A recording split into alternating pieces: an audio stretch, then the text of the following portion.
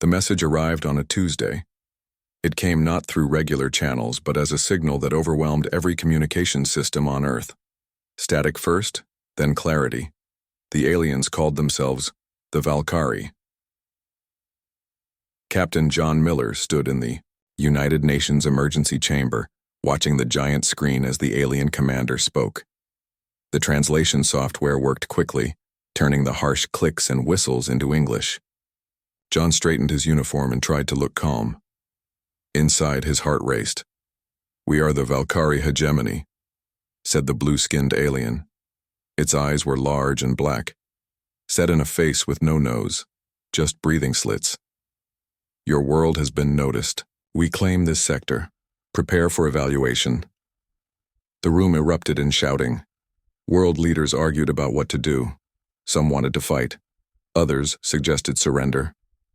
President Laura Gray raised her hand for silence. "Captain Miller," she said, "your assessment?" John stepped forward. At 43, he was not the oldest military leader, but his record made him respected. "They're testing us. The fact they bothered to talk means they're cautious. Or just polite before they kill us," said General Peter Collins. "Maybe," John admitted. "But I think we should talk back, show strength but not aggression." 3 days later, humanity sent its response. John was chosen to deliver it. He stood before cameras in his best uniform, speaking not just to Earth but to the stars. "Valkyrie hegemony," he said. "Earth welcomes peaceful contact with all intelligent life. We do not recognize your claim to our system, but we are open to discussion and mutual cooperation." The reply came faster than expected. A Valkyrie ship appeared just beyond the moon's orbit, ignoring all warnings from Earth's defense systems. It was huge, nearly a mile long, shaped like a curved blade. "This is High Commander Zaxor," came the transmission. "I will meet with your SO leaders to discuss the terms of your integration." The meeting happened at the neutral ground of the International Space Station. John was part of the Earth delegation, along with President Gray and 5 other world leaders. The Valkyrie sent just 3 representatives, High Commander Zaxor and 2 guards with weapons unlike anything John had seen before. Zaxor was taller than the alien in the first message. His skin had markings that looked like military rank. When he spoke, he didn't bother with pleasantries. "Your species has potential," Zaxor said. "You will be useful. The terms are simple. Earth will provide resources and soldiers. In return, you receive Valkyrie protection." President Gray's face remained calm, but John saw her knuckles whiten. "And if we decline?" Zaxor made a sound that the translator didn't catch. It might have been laughter. "Decline? No species declines. The hegemony spans 17 conquered worlds. Our fleet numbers in the hundreds. Your planet has," he paused, looking at a device on his wrist, 53 orbital defense platforms and fewer than 30 space vessels capable of leaving your atmosphere. "Declining is not an option." John stepped forward. "With respect, High Commander, humans value their freedom. We've fought each other for thousands of years over it. We won't give it up easily to someone else." The alien's black eyes fixed on John. "Your species' history of violence is noted. It makes you valuable as potential warriors, but make no mistake, resistance would be brief and final." The meeting ended without agreement. As the Earth delegation prepared to return home, John pulled President Gray aside. "We need to ready the Defiant." The underground facility hummed with activity. 5 stories beneath the Nevada desert, the USS Defiant sat in its massive dock. Workers swarmed around it like ants, making final adjustments to its sleek hull. The ship wasn't large by military standards, only about 600 feet long, but its design was unlike any vessel humans had built before. John Miller walked through the chaos, nodding to crew members as he passed. 6 days had gone by since the meeting with Zaxor. Just 1 day remained before the Valkyrie deadline. "Captain on deck," someone shouted as John entered the command center. The dozen officers inside stood at attention. "At ease," John said. "Where? Are we with the upgrades?" Dr. Nancy Howard stepped forward. Her gray hair was pulled back in a messy bun, and dark circles shadowed her eyes. She hadn't slept in 3 days. "The shield-piercing technology is installed," she said, tapping on a tablet. "It's never been tested against alien shields, but the simulations are promising." John nodded. "And the quantum weapons?" "Online, but unstable," said Olivia Barnes, the chief engineer. She was young, just 30, but brilliant with experimental systems. "They might work perfectly or they might blow us up. No way to know until we fire them." "Wonderful," John muttered. He turned to his tactical officer. "Alan, what's the latest intel?" Alan Garcia pulled up a holographic display showing the solar system. "The Valkyrie ship that brought Zaxor has moved to this position near Mars. Our satellites have detected energy signatures that suggest it's a forward scout, probably calling in the main fleet." "How many ships are we expecting?" asked Kate Williams, the science officer. Sam Bennett, intelligence specialist, cleared his throat. "Based on intercepts and what we know of previous Valkyrie conquests, between 150 and 200 warships." A heavy silence fell over the room. The Defiant was humanity's most advanced vessel, but it was just one ship. "Why don't we build more ships like the Defiant?" asked Lisa Chen, communications officer. "No time," John replied, "and no resources. Every rare element we had went into this ship." The door to the command center slid open and Admiral Frank Murphy walked in. Everyone stood straighter. "I just came from the Defense Council meeting," Murphy said, his voice tired. "It didn't go well. Most of them want to surrender." "Sir," John began. Murphy raised a hand. "I haven't given up, but I need to know if this crazy plan of yours has any chance of success. One ship against hundreds?" Dr. Howard stepped forward. "Admiral, the Defiant isn't just a ship, it's a revolution. The Valkyrie rely on shield technology that's never encountered our quantum piercing. They've conquered worlds that fought conventionally, gathering fleets that were still technologically inferior. We won't fight conventionally," John added. "The Defiant is faster and more maneuverable than anything they have.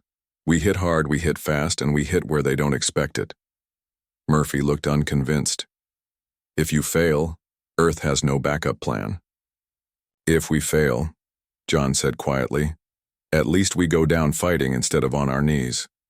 Murphy studied John's face, then looked around at the determined crew. Finally, he nodded. "Launch is approved for 0600 tomorrow. That gives you 12 hours before the Valkyrie deadline expires." As Murphy left, John turned to his crew. "Get some rest. Tomorrow we make history one way or another." Later that night, John stood alone in his quarters looking at a photo of Earth taken from space. The blue planet seemed so peaceful from a distance. Tomorrow he would either save it or die trying. A soft knock came at his door. It was Dr. Howard. "I wanted you to have this," she said, handing him a small device. "It's the control key for the quantum weapons. It can only be activated by your DNA." John took it, feeling its weight. "You really think we have a chance?" Nancy smiled, but her eyes were serious. "The Valkyrie expect us to surrender or to fight a losing battle with conventional weapons. They don't expect what we're bringing." "And what's that?" "Human stubbornness," she said. "And a really, really big surprise," he said quietly. She looked at him, her face grim. "The testing isn't complete. Its systems are experimental. It's the only ship that might have a chance." President Gray nodded slowly. "I'll make the call, but John..." She grabbed his arm. "If we do this, you understand what's at stake." John nodded. "Everything."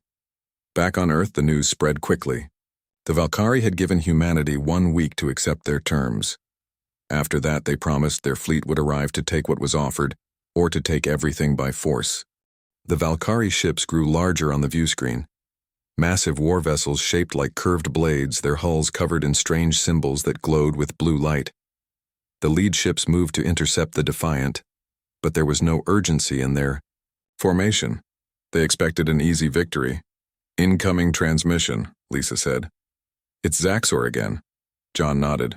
On screen, the Defiant rose from its underground hangar as the first rays of sunlight touched the Nevada desert. Its engines hummed with power, barely making a sound as the ship climbed through the atmosphere. John Miller sat in the captain's chair watching, as the blue sky darkened and stars appeared. "Orbital exit complete, Captain," said Olivia Barnes from the engineering station. "All systems normal." "Good," John said. "Set course for Jupiter, maximum speed." The ship accelerated smoothly, Earth becoming smaller behind them. On the main screen, data flowed showing their position and the latest intelligence reports. "Captain," Sam Bennett called from his station. "We're getting readings. The Valkyrie fleet has entered the solar system." The screen changed to show hundreds of red dots moving in perfect formation near the orbit of Pluto. Earth's few military satellites were picking them up as they passed. "How many?" John asked quietly. 193 ships, Sam answered. "Most of them are cruiser class or larger." Lisa Chen looked up from communications. "Sir, Mars colony is reporting visual contact. They're evacuating now." John nodded grimly. The decision to evacuate Mars and the smaller outposts on Europa had been made days ago. Better to save the people than try to defend positions that couldn't hold. "Incoming transmission," Lisa said suddenly. "It's from the Valkyrie flagship." "Put it through," John ordered. The screen flickered, and High Commander Zaxor appeared. His black eyes seemed to stare directly at John. "Human vessel," Zaxor said. "Your deadline expires in 3 hours. Where are your leaders?" John straightened in his chair. "I speak for Earth in this matter." Zaxor made that strange sound again, the one that might be laughter. "One ship? This is your defense?" "This is our response," John corrected. "Your destruction will serve as an example to your planet," Zaxor said. "After we destroy you, Earth will understand resistance is pointless." The screen went dark as Zaxor cut the connection. Kate Williams looked up from her science station. "They're not taking us seriously." "Good," John said. "That works in our favor." He pressed a button on his chair. "All hands, battle stations." This is not a drill. Throughout the ship, crew members moved with practiced precision. Weapon systems came online, shields powered up. The experimental systems Dr. Howard had designed hummed to life. "Sir," Alan called out, "I'm analyzing their formation. They're spreading out to encircle Jupiter. They must think we're hiding a fleet there." John studied the tactical display. "They're expecting us to fight conventionally, to hide, to defend." "But we're not going to do that," Alan said, understanding in his eyes. "No," John confirmed. "We're going to hit them where they don't expect it." He turned to Olivia. "Set course directly for their command ship, full speed." Eyes widened around the bridge, but no one questioned the order. As the Defiant accelerated toward the massive Valkyrie fleet, John opened the small box Dr. Howard had given him. The quantum weapon control key glowed with a soft blue light. He pressed his thumb against it, feeling a small prick as it sampled his DNA. The key hummed and connected to the ship's systems. "Weapon status?" John asked. "Shield-piercing missiles ready," Alan reported. "Quantum torpedoes online. Targeting systems locked on the 3 lead Valkyrie ships." In the silence that followed, Daniel Ross, the security chief, spoke up. "Permission to speak freely, sir?" John nodded. "We're really doing this?" Daniel asked. "One ship against nearly 200? John looked around at his crew, humanity's best and brightest. Each face showed nervousness, but also determination. "The Valkyrie have conquered 17 worlds," John said. 17 species that fought the way the Valkyrie expected them to fight. "We won't make that mistake." He leaned forward. "Earth is counting on us, not to die gloriously, but to win against impossible odds." The Defiant continued its course, a tiny silver dart against the vast blackness of space, heading straight for the heart of the alien armada. Ahead, the first Valkyrie ships began to turn toward them. "They've spotted us," Lisa said. "Time to impact with their front line?" John asked. 3 minutes, Alan answered. John took a deep breath. "Let's show them how humans fight." Zaxor's face appeared, his black eyes narrowed. "Human vessel, state your purpose. If you have come to offer surrender terms for your planet, we will grant you safe passage." John glanced at his crew before answering. "High Commander, I'm afraid there's been a misunderstanding. We're not here to surrender. Then why come alone? To die. To show you something, John replied calmly. Something no species has shown you before. Zaxor's breathing slits flared. And what might that be? What happens when you threaten humans? John cut the transmission with a quick gesture. Battle stations, shields at maximum. The first Valkyrie shots came seconds later. Bright beams of energy speared through space toward the Defiant. Evasive maneuvers, John ordered. The ship twisted to avoid the worst of the barrage, but some hits were inevitable. The Defiant shuddered. Shields holding at 92%, Olivia reported. Their weapons are strong, but not as powerful as we feared. They're being cautious, Alan observed. Testing our defenses, John nodded. Let's test theirs. Target the lead cruiser. Shield-piercing missiles. Fire. 4 missiles launched from the Defiant, streaking toward the largest Valkyrie ship. On the view screen, they watched as the missiles approached the alien. Vessels blew energy shields. In normal space combat, such shields would have stopped the missiles easily. But these weren't normal missiles. As they touched the Valkyrie shields, they didn't explode. They passed through as if the shields weren't there. The explosions that followed rocked the Valkyrie cruiser. Chunks of its hull tore away, venting atmosphere and debris into space. Direct hits, Alan shouted. Their shields didn't stop our missiles at all. On the screen, the damaged Valkyrie ship listed to one side, emergency lights flashing along its hull. Sir, Lisa called out, I'm picking up a surge of communications between Valkyrie ships. They're confused. Good, John said. Target 2 more cruisers. Fire when ready. More missiles launched. More Valkyrie shields failed to stop them. 2 more enemy ships took heavy damage. They're changing formation, Sam reported. Closing ranks. They're taking us seriously now. The remaining Valkyrie ships began firing in earnest. The Defiant rocked under the assault. Shields at 78%, Olivia called out. We can't take sustained fire from that many ships. John gripped his chair as the ship shook again. We don't need to execute Maneuver Delta. Get us inside their formation. Alan's hands flew over the controls and the Defiant surged forward. Instead of retreating from the Valkyrie fleet, they plunged directly into it. The smaller human ship darted between 2 massive alien cruisers, forcing them to hold their fire to avoid hitting each other. This is insane, Daniel muttered at the security station. This is working, John corrected him. Deploy quantum torpedoes, target their flagship. Flagship targeted, Alan confirmed. Quantum torpedoes ready. John took a deep breath. The experimental quantum weapons were powerful, but unstable. Using them was a risk. Fire. 2 torpedoes, glowing with strange blue-white energy, launched from the Defiant. They moved unlike normal weapons, seeming to blink in and out of existence as they traveled. When they reached Zaxor's massive flagship, they didn't just pierce the shields, they ignored them completely, as if operating in a different dimension. The explosions were unlike anything the crew had seen before. Not just fire and debris, but ripples in the fabric of space itself.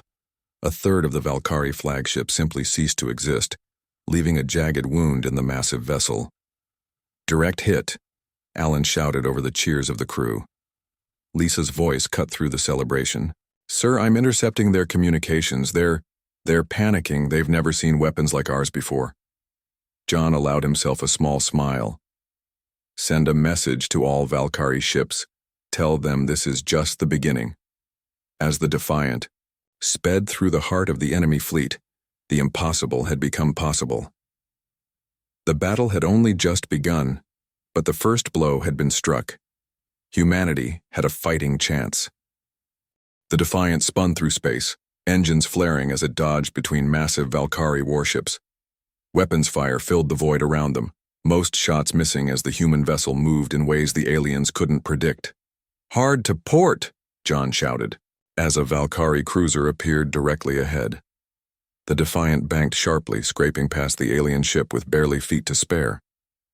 That was too close, Kate said, gripping her console. Close is good, John replied. They can't coordinate their fire when we're this near their own ships. The bridge shook as a glancing blow struck their shields. Shields at 65%, Olivia reported. The quantum engines are running hot. We can't maintain this speed for more than 20 minutes. John studied the tactical display. They had damaged or destroyed 7 Valkyrie ships, but nearly 180 remained. The element of surprise had given them an edge, but that advantage was fading. "Sir," Lisa called out. "I'm intercepting Valkyrie communications.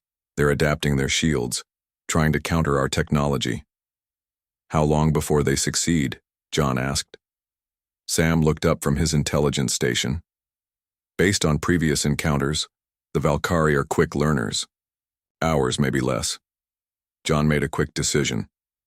"Alan, target their communication ships. If they can't coordinate, they can't adapt." "Targeting 3 comm vessels," Alan confirmed. "Shield-piercing missiles away." The missiles found their targets. 3 smaller Valkyrie ships erupted in flames and debris. "Communications between Valkyrie vessels are breaking down," Lisa reported. "They're switching to backup systems, but there's confusion in their ranks." John allowed himself a moment of satisfaction. "Update from Earth?" "Defense Council reports all civilians have been moved to underground shelters," Sam said. "They're watching our progress and they're surprised we're still alive." "Let's keep surprising them," John replied. "Olivia, status on the quantum torpedoes?" 4 remaining. After that, we're limited to conventional weapons and the shield piercers." The ship rocked again, harder this time. Warning lights flashed across multiple stations. "Direct hit to our starboard engine," Olivia shouted. "Fire an engineering deck." "Damage control teams responding," Daniel reported from security. "We have casualties." John hit the comm button. "Bridge to engineering status?" Dr. Howard's voice came back, strained but steady. "We've lost Jake and Chris. The fire's contained, but the starboard engine is operating at 40% capacity." The news of the first deaths hit the bridge crew hard. John gave them just a moment to process it. "We knew this wouldn't be easy," he said quietly. "Make their sacrifice count." "Sir," Alan said suddenly, "the Valkyrie formation is changing. All ships are converging on our position."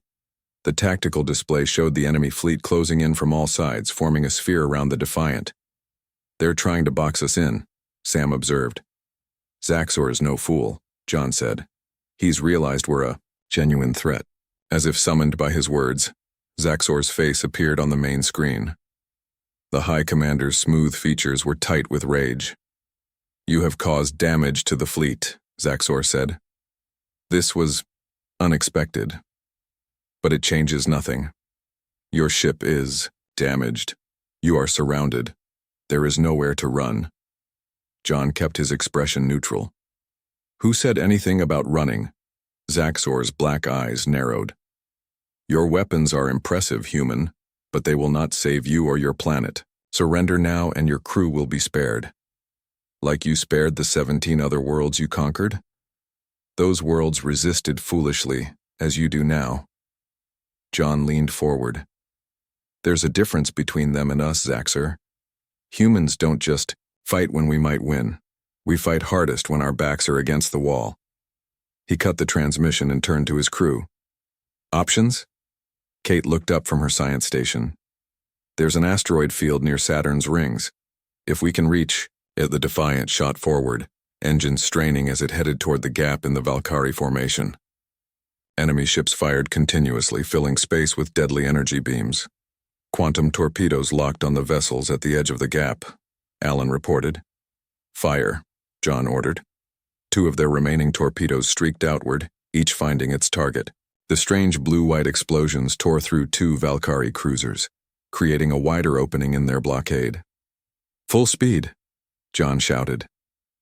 The Defiant surged toward freedom, but the Valkyrie were closing the gap quickly. "We're not going to make it," Kate said, eyes fixed on her readouts. "Divert power from life support to engines," John ordered. "We only need a few more seconds." The ship lurched forward with new speed. Warning lights flashed as oxygen levels began to drop throughout the vessel.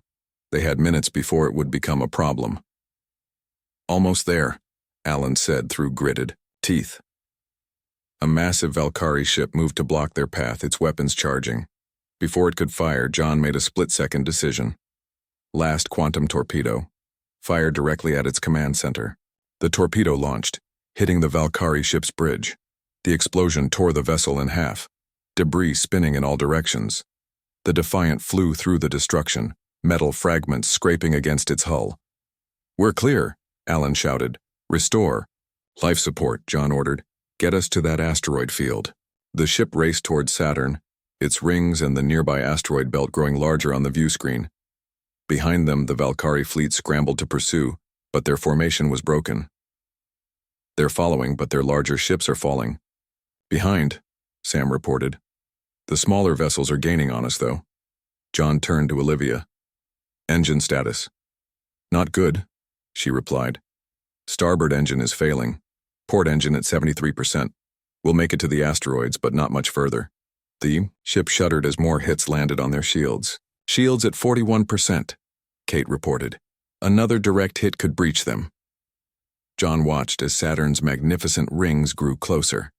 The asteroid field just beyond would give them cover, but reaching it would be close. "More speed," he urged. "Everything we've got." The engines whined in protest as the Defiant pushed forward.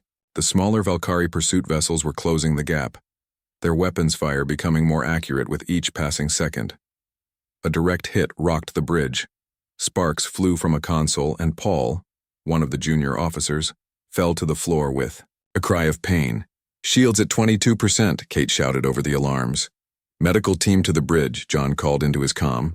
Then to Alan. "Return fire. Target their engines." The Defiant's conventional weapons struck back, destroying 2 of the pursuit vessels, but more were coming. 30 seconds to the asteroid field, Sam reported. Another hit shook the ship violently. "Shields failing," Kate yelled. "Hull breach."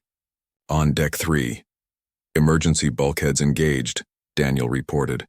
"We're losing atmosphere in sections 12 through 15.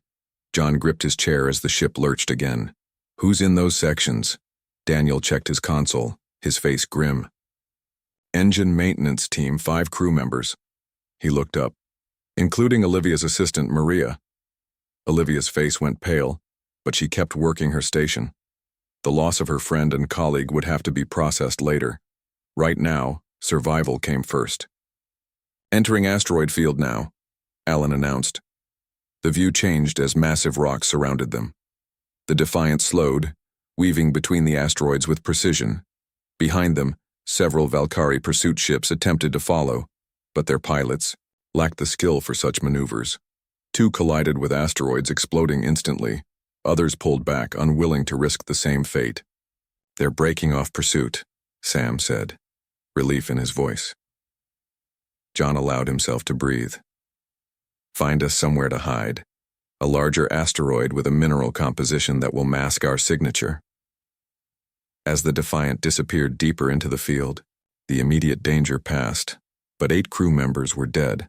The ship was badly damaged, and outside the asteroid field, over 170 Valkyrie warships still searched for them.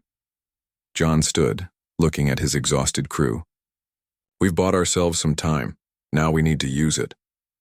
"For what?" Daniel asked. "We can't beat their entire fleet."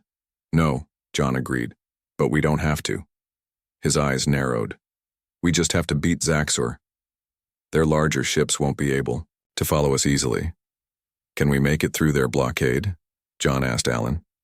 The tactical officer studied his displays. "There's a thin spot in their formation between sectors 4 and 5. It's risky, but possible." John made his decision. "Set course for the asteroid field. Full speed. Use remaining quantum torpedoes to clear a path." As the Defiant turned toward its new heading, the crew worked with renewed determination. They had bloodied the Valkyrie fleet, something no species had done before. Now they needed to survive long enough to finish what they'd started. "They think they've trapped us," John said to no one in particular. "Let's show them how dangerous a trapped human can be." The Defiant floated in the shadow of a massive asteroid, engines powered down to avoid detection. Inside, the crew worked frantically to repair what they could. The ship looked like a wounded animal, its hull scarred and damaged in dozens of places. In the conference room just off the bridge, John gathered his senior officers. They looked exhausted, their faces marked with soot and sweat. "Status report," John said. Dr. Howard spoke first. "Engines are stable but weak. We're at about 60% capacity. We can move, but not quickly. Weapons? John asked. Shield-piercing missiles are down to 8, Alan replied. No more quantum torpedoes. Standard weapons at 70%. Shields? Kate shook her head. Best we can manage is 35%. The generators were damaged in the last attack. John nodded, taking it all in. And the Valkyrie? Sam pulled up a holographic display showing the space around them. They've surrounded the asteroid field. Smaller ships are probing, looking for us. Their main fleet is holding position, waiting for us to come out. Or for reinforcements to arrive, Lisa added. I've intercepted communications suggesting more Valkyrie ships are on the way. The room fell silent. The situation seemed hopeless. We hurt them, John said finally. We destroyed at least 12 of their ships. No one has ever done that before. But there are still too many, Daniel pointed out. We can't fight our way out. John stood up and walked to the display. We don't need to defeat their fleet. The Valkyrie are hierarchical. Their entire military structure depends on clear command from the top. Zaxor, Kate said, understanding. Exactly. John pointed to the largest ship in the Valkyrie formation. Their flagship is damaged but operational. That's where Zaxor is coordinating from. You want to target the flagship? Alan asked. Even if we could get close enough, we don't have the firepower to destroy it. We don't need to destroy it, John said. We need to board it. Surprised looks passed between the officers. Board it? Daniel repeated. That's insane? John finished for him. So was attacking their fleet with one ship. Yet here we are. He tapped the display, zooming in on the Valkyrie flagship. The Valkyrie rely on hierarchy and rigid command structures. If we can capture or eliminate Zaxor, their fleet will fall into chaos. How do we even get to the flagship? Olivia asked. They'll see us coming. John smiled slightly. Not if we're already dead. He explained his plan. The Defiant would fake a catastrophic engine failure, making it look like they were destroyed. In the debris, a shuttle would carry a small team to the Valkyrie flagship. While the Valkyrie celebrated their supposed victory, the team would infiltrate the command center. This is beyond risky, Dr. Howard said when he finished. If they detect the shuttle, they won't, John insisted. Their sensors aren't calibrated for something as small as our shuttle, especially among debris. Who goes on this mission? Daniel asked. I will lead the boarding party, John said. I need 4 volunteers. Daniel stood immediately. I'm in. Me, too, said Alan. Lisa and Sam also volunteered. John looked at each of them, seeing determination in their eyes. The rest of you will remain with the Defiant, John continued. Dr. Howard will command. If our mission fails, get the ship back to Earth. They'll need the shield-piercing technology. And if you succeed? Kate asked. If we succeed, we'll send a signal. Then bring the Defiant in and pick us up before the Valkyrie fleet realizes what's happened. The officers dispersed to prepare. John stayed behind, studying the display of the enemy flagship. What he hadn't told them was just how damaged the shuttle was or how slim their chances of returning would be. The explosion of the Defiant lit up space like a miniature sun. From the Valkyrie flagship, Zaxor watched with satisfaction as the human vessel appeared to tear itself apart. The shuttle, hidden within the debris field, drifted unnoticed toward his ship. The human vessel is destroyed, reported a Valkyrie officer. Confirm it, Zaxor ordered. I want no surprises. While the Valkyrie scanned the debris, John and his team guided their shuttle toward a damaged section of the flagship's hull. The breach they had caused earlier with the quantum torpedo provided the perfect entry point.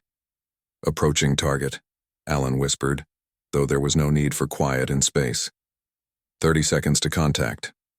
John checked his weapon one last time. Remember, we move quickly and quietly. Our goal is the command center. The shuttle touched the flagship's hull with a gentle bump. Magnetic clamps engaged, securing it in place. Daniel activated a cutting tool, carving an entrance through the damaged hull. We're in, he said as the metal gave way. They entered the alien vessel in single file, their sealed suits protecting them from the vacuum in this damaged section. As they moved deeper into the ship, they encountered areas where atmosphere had been restored. They kept their helmets on anyway, not knowing if humans could breathe Valkyrie air. Lisa checked a small device in her hand. "I'm picking up communications. The command center is 3 levels up."